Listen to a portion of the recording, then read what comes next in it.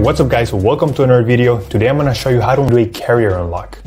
I'm going to do it together with you step by step. I have unlocked more than 100 phones using this method and it works perfectly.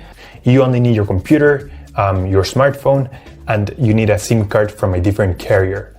And that's all you need, and without further ado, let's begin. So to start, we're going to get the phone's IMEI number. That's a unique number for every phone. So to get it, simply dial *#06#. As you will see, your 15-digit IMEI number will appear in the screen of your phone. This number is very important. It represents the ID of your phone, and keep it somewhere close because we're going to use it in a few seconds to unlock this phone. Okay, now we're going to switch to the computer. We're going to use this website to request the unlock code to unlock this phone.